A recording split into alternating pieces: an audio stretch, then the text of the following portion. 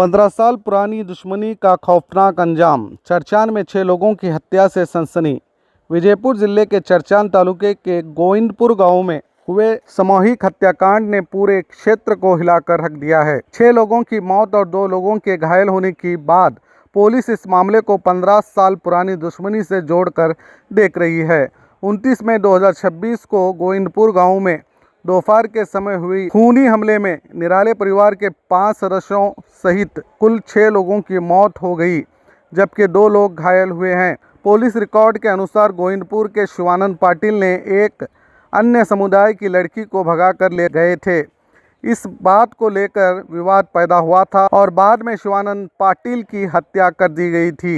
इस मामले में कई आरोपियों को कोर्ट द्वारा दोषी ठहराकर सजा भी सुनाई गई थी। पुलिस के अनुसार उस हत्याकांड के बाद दोनों पक्षों के बीच दुश्मनी और तनाव बना हुआ था। शिवानंद पाटिल की हत्या के बाद निराले परिवार अपनी ज़मीन छोड़कर चले गए थे। आज 29 मई को निराले परिवार अपनी ज़मीन में आए थे। उसी ज़मीन में ये खौफनाक हत्याएं की गई हैं। पुलिस को शक है कि 2015 के शिवानंद पाटिल हत्या मामले से जुड़ी पुरानी रंजिश ही इस सामूहिक हत्याकांड की वजह हो सकती है। पुलिस ने बताया कि ये अभी सिर्फ प्राथमिक जांच का हिस्सा है और इसी एंगल से गहराई से जांच की जा रही है। घटना के बाद इलाके में भारी पुलिस बंदोबस्त तैनात किया गया है।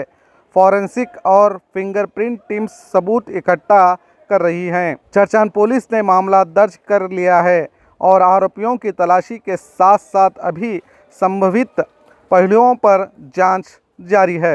2:30 ರಿಂದ 3 ಗಂಟೆ ಅವಧಿಯಲ್ಲಿ ಬಿಜಾಪುರ ಜಿಲ್ಲೆಯ ಚರ್ಚನ್ ಪೊಲೀಸ್ ಠಾಣಾ ವ್ಯಾಪ್ತಿಯ ಗೋವಿಂದಪುರ ಗ್ರಾಮದಲ್ಲಿ ಹೊಲದಲ್ಲಿ ಕೆಲವರು ಕೆಲಸ ಮಾಡ್ತಿರೋ ಸಮಯದಲ್ಲಿ ಅನೇಕ ಜನ ಬಂದು ಅವ್ರ ಮೇಲೆ ಚಾಕು ಮಚ್ಚು ಮತ್ತು ಬೇರೆ ಬೇರೆ ಆಯುಧಗಳಿಂದ ಹಲ್ಲೆ ಮಾಡ್ತಾರೆ।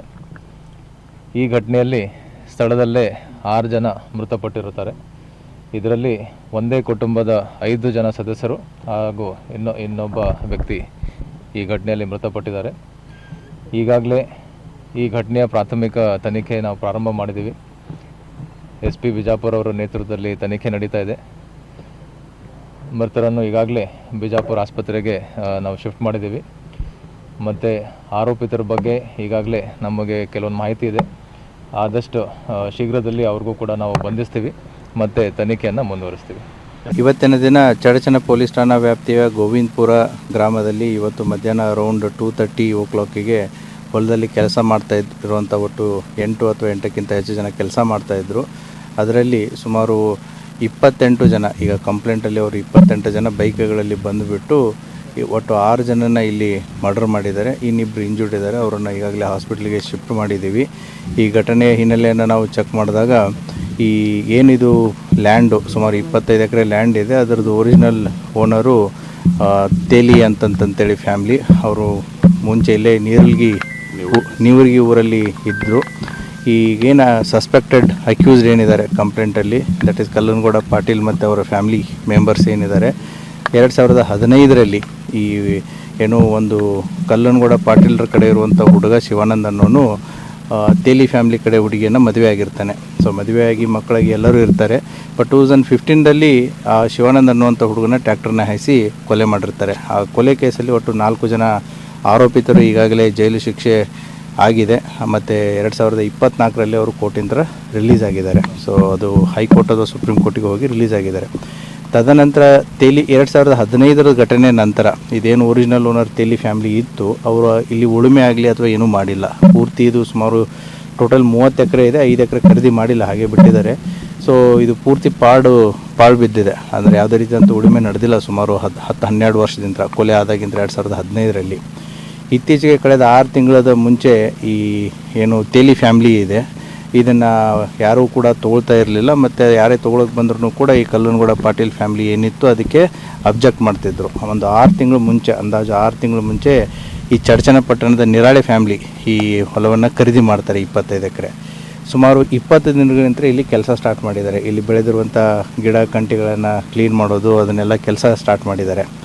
ಸೊ ಇವರಿಬ್ಬರ ಮಧ್ಯೆ ಏನು ಕಲ್ಲನಗೌಡ ಪಾಟೀಲ್ ಆ್ಯಂಡ್ ಫ್ಯಾಮ್ಲಿ ಮತ್ತು ನಿರಾಳೆ ಫ್ಯಾಮ್ಲಿ ಮಧ್ಯೆ ಕಳೆದ 1 ತಿಂಗಳದಿಂದ ಈ ಖರೀದಿ ಮಾಡ್ಬೇಕಾದ್ರೂ ತೊಗೊಳ್ಬೇಡಿ ಅಂತಂತ ಹೇಳಿರೋ ಒಂದು ಮಾಹಿತಿನೂ ಕೂಡ ಇದೆ. ಮತ್ತು ಈ ಕ್ಲೀನ್ ಮಾಡ್ಬೇಕಾದ್ರೂ ಕೂಡ ಕುಂತು ಮಾತಾಡುವಂಥ ಪ್ರಯತ್ನಗಳನ್ನು ಮಾಡಿದ್ದಾರೆ. ಬಟ್ ಇದು ಯಾವಾಗ ಸಕ್ಸಸ್ ಆಗಲಿಲ್ಲ. ಇವತ್ತು ಮೋಸ್ಟ್ ಪ್ರಾಬಬ್ಲಿ ಅವರು ಹೊಲದಲ್ಲಿ ಕೆಲಸ ಮಾಡ್ತಾ ಇರೋದನ್ನು ನೋಡಿಬಿಟ್ಟು ಬೈಕಲ್ಲಿ ಕರ್ಕೊಂಡು ಬಂದುಬಿಟ್ಟು ಇವತ್ತು ಒಟ್ಟು 6 ಜನರನ್ನು ಇಲ್ಲಿ ಮರ್ಡರ್ ಮಾಡಿದ್ದಾರೆ.